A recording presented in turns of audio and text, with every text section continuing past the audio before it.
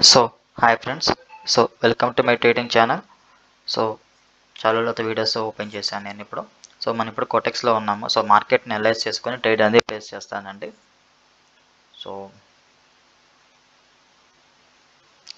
let me go with another pair.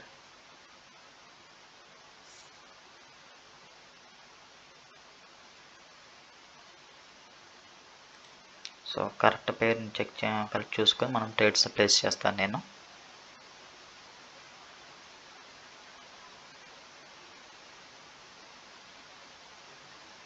Okay, I'm going to place the up trend అండి.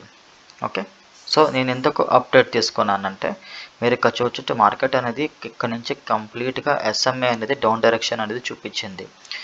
తర్వాత ఇక్కడికి వచ్చిన తర్వాత ఎస్ఎంఏ ఏమైందంటే రివర్స్ అనేది అయ్యింది. ఇది ఎస్ఎంఏ 50 అనమాట. ఇక్కడ నుంచి మార్కెట్ అనేది రివర్స్ డైరెక్షన్ అనేది వచ్చేసింది. అంటే ఇక్కడ వరకు సెల్ వచ్చేసి ఇక్కడ నుంచి మార్కెట్ ఇప్పుడు అప్ డైరెక్షన్ తీసుకుంటుంది. మీరు ఇక్కడ చూసుకుంటే ఈ యొక్క సెల్లర్స్ అనే వాళ్ళు ఇక్కడ ఇంక్రీజ్ అయ్యారు. అండ్ ఈ యొక్క సెల్లర్ బాడీ అబ్జర్వ్ చేసుకుంటే దాని తర్వాత వచ్చిన సెల్లర్ బాడీలో డిక్రీజ్ అనేది కనిపించింది. అంటే ఈ యొక్క బాడీతో పోల్చుకుంటే ఈ బాడీ అనేది తగ్గింది. అండ్ ఇక్కడ బయర్స్ అనే వాళ్ళు ఇక్కడ చాలా స్ట్రాంగ్గా ఉన్నారు. అండ్ ట్రెండ్ కూడా మనకి ఏం చూపిస్తుంది, ఎస్ఎంఏ 50 ఏం చూపిస్తుంది, అప్ డైరెక్షన్ చూపిస్తుంది. అంటే ఇక్కడ ట్రెండ్ పరంగా మనం చూసుకోవాలి. ట్రెండ్ పరంగా చూసుకుంటే ఈ యొక్క బయర్ సెల్లర్ బాడీతో పోల్చుకుంటే ఈ యొక్క సెల్లర్ బాడీ తగ్గింది. అండ్ ట్రెండ్ కూడా అప్, ఇక్కడ బయర్స్ కూడా స్ట్రాంగ్గా ఉన్నారు. ఈ ఆల్ కన్ఫర్మేషన్స్తో నేను ఈ ట్రేడ్ అనేది నేను అప్ తీసుకున్నాను. ట్రేడ్ కూడా ప్రాఫిట్లో బుక్ అయిపోయింది. చూసారా, ట్రేడ్ కూడా ప్రాఫిట్లో బుక్ అయిపోయింది. now let me go with another trade.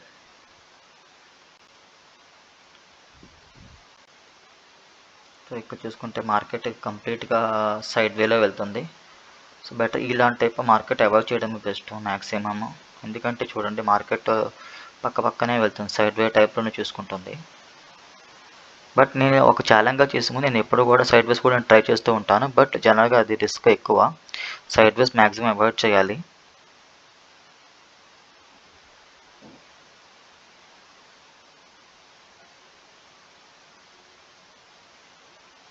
చూద్దాం, మనకి ఏమైనా పాసిబిలిటీ ఛాన్స్ ఉంటే నేను ట్రేడ్ ప్లేస్ చేస్తానండి, లేదంటే నేను ప్లేస్ చేయను.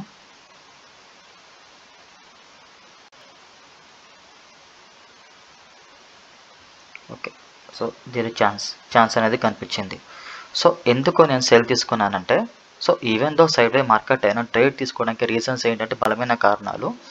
ఇక్కడ చూడండి, ఇక్కడ ఈ యొక్క సెల్లర్ బాడీ అబ్జర్వ్ చేసుకుంటే ఈ యొక్క సెల్లర్ బాడీ కంటే ఈ యొక్క సెల్లర్ నెక్స్ట్ వచ్చిన ఈ సెల్లర్ బాడీ స్ట్రాంగ్గా వచ్చింది. అండ్ పైనుంచి విక్ రిజెక్షన్ వచ్చింది. ఇక్కడ చూసుకుంటే మార్కెట్ అనేది డౌన్గా ఉంది.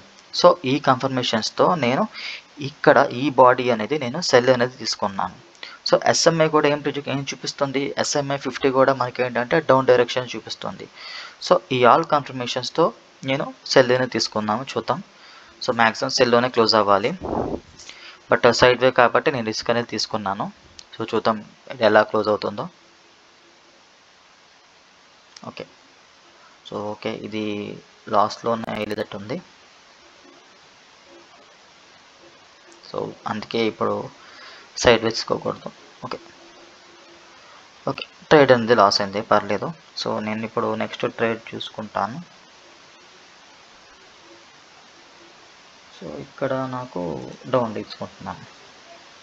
ఓకే, ఇక్కడ నేను మళ్ళీ డౌన్ తీసుకోవడానికి రీజన్స్ చూడండి.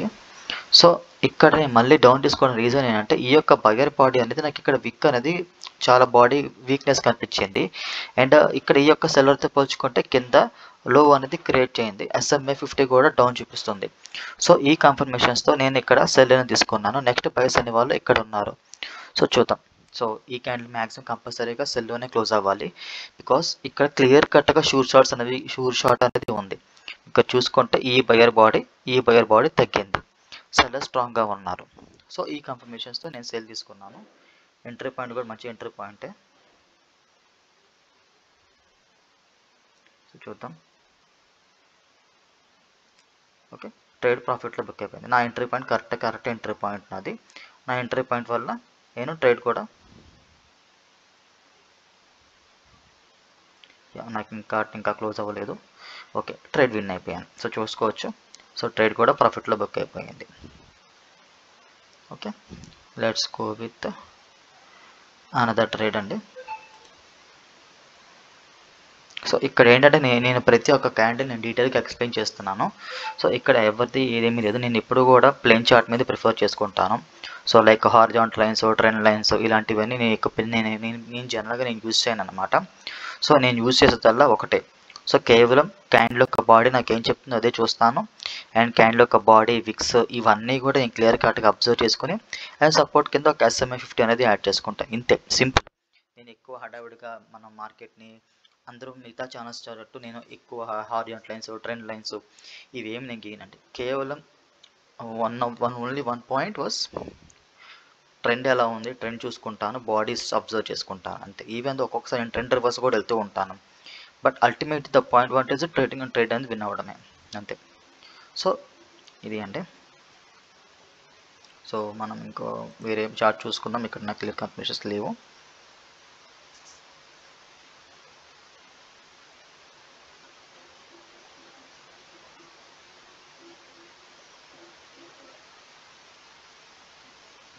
ఓకే, సో ఈ క్యాండిల్ క్లోజ్ అయ్యేదాన్ని బట్టి ఏమన్నా ఛాన్స్ ఉందేమో చూస్తున్నాను. సో SMA 50 అనేది నాకు క్లియర్ కట్గా డౌన్ డైరెక్షన్ చూపిస్తుంది. సో ఇక్కడ చూసుకోవచ్చు మార్కెట్ కూడా క్లియర్ కట్ డౌన్ డైరెక్షనే ఉంది. సో నేను మ్యాక్సిమం డౌన్కి ప్రిఫర్ చేసుకోవాలి నెక్స్ట్ ట్రేడ్ అనేది కూడా.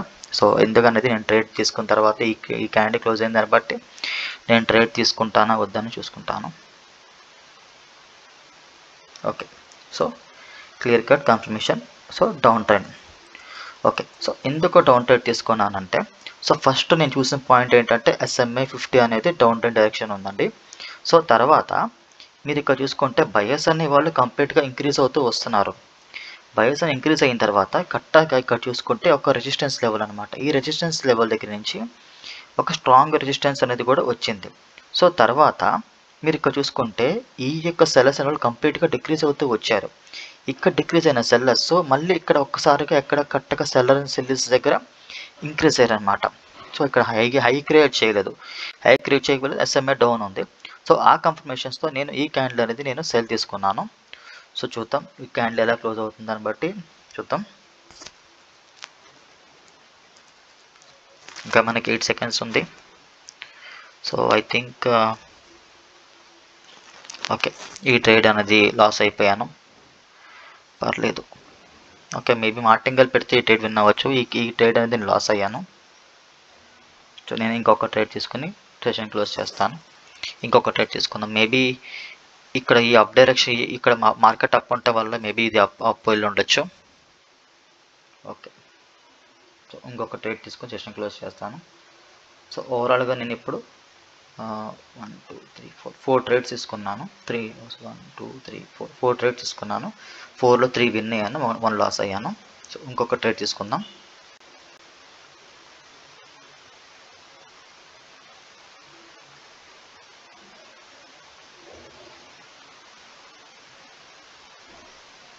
సో ఈ క్యాండిల్ క్లోజ్నెస్ బట్టి మనం అబ్జర్వ్ చేసుకుందాం. ఈ క్యాండిల్ కూడా సెల్ రావడానికి రీజన్స్ ఏంటంటే ఈ యొక్క బయర్ బాడీతో పోల్చుకుంటే ఈ యొక్క బయర్ బాడీ అనేది తగ్గింది అండ్ కింద లోవిక క్రియేట్ చేసింది. సో ఆ కన్ఫర్మేషన్స్తో మనకి ఈ క్యాండిల్ అనేది కంప్లీట్ డీప్ ఐటీఎం అనమాట. సో నీకు మార్టింగల్ పెట్టినా సరే నేను ఈ క్యాండిల్ నేను విన్ అయిపోయేవాడిని. ఓకే,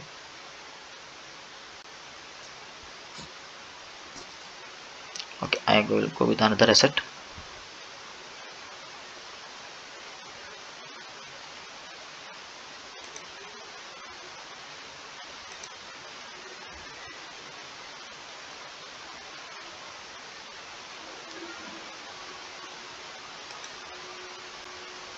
ఓకే, నాకు ఇంకా క్లియర్ కన్ఫర్మేషన్స్ ఎక్కడా కూడా రావట్లేదు.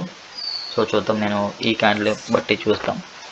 మేబీ ఇక్కడే నాకు ఏమైనా ఛాన్సెస్ రావచ్చేమో చూద్దాం.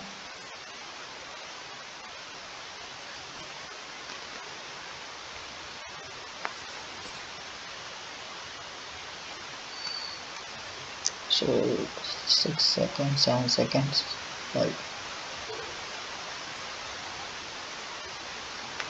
ఓకే, సో నేను అప్డేట్ అనేది తీసుకున్నాను.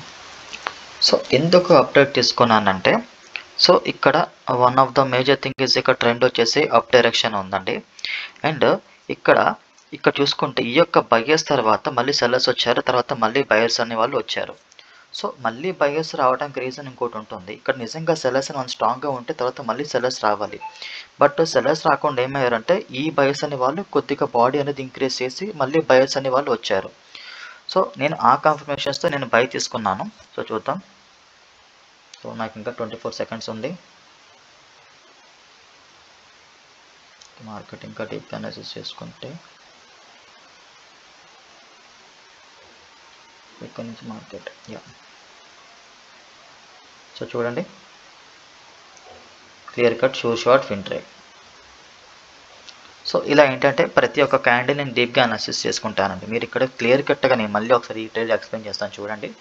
సో ఇక్కడ స్ట్రాంగ్ సెల్లర్స్ వచ్చిన తర్వాత మళ్ళీ ఈ యొక్క బయర్స్ అనే వాళ్ళు మళ్ళీ ఇక్కడ బయర్స్ వచ్చారు. తర్వాత ఏమైందంటే ఈ యొక్క బయర్స్ ప్రెషర్ వల్ల, ఈ యొక్క సెల్లర్స్ ప్రెషర్ వల్ల మళ్ళీ సెల్లర్స్ అనే వాళ్ళు వచ్చారు. ఓకే, తర్వాత నిజంగా సెల్లర్స్ అనే వాళ్ళు నిజంగా అంత స్ట్రాంగ్గా ఉండేవాళ్ళు అయితే నెక్స్ట్ కూడా సెల్లర్స్ రావాలి. బట్ అలా సెల్లర్స్ రాకుండా ఏమైందంటే ఈ యొక్క బయర్స్ కంటిన్యూషన్గా మళ్ళీ ఈ యొక్క బయర్స్ అనే వాళ్ళు వచ్చారు. అండ్ దట్టు ఈ యొక్క బయర్ బాడీని ఇంక్రీజ్ చేస్తూ ఈ యొక్క బయర్ బాడీ అనేది ఇంక్రీజ్ అయ్యింది. సో నేను ఆ కన్ఫర్మేషన్స్తో నేను ఈ క్యాండిల్ అనేది నేను అప్ ప్రెడిక్ట్ చేశాను. అండ్ ఇక్కడ చూసుకుంటే మార్కెట్ ఇక్కడ నుంచి అప్ డైరెక్షన్ అవుతుంది. సో ఈ ఆల్ కన్ఫర్మేషన్స్తో నేను ఈ క్యాండిల్ అనేది అప్ ప్రెడిక్ట్ చేశాను. అండ్ ట్రేడ్ కూడా ప్రాఫిట్లో బుక్ అయిపోయింది. సో టోటల్గా 6 ట్రేడ్స్ ప్లేస్ చేశాను. 6లో 5 విన్ అయ్యాను. సో ఇలా ఏంటంటే ప్రతి ఒక్క క్యాండిల్ని డీప్గా అనాలిసిస్ చేసుకుని ట్రేడ్ చేసుకుంటే సో విన్ అవుతామండి. సో ఇలాంటి మరిన్ని ప్రైస్ యాక్షన్ టెక్నిక్స్ కోసం నా ఛానల్ సబ్స్క్రైబ్ చేసుకోండి అండ్ సపోర్ట్ చేయండి. Thank you.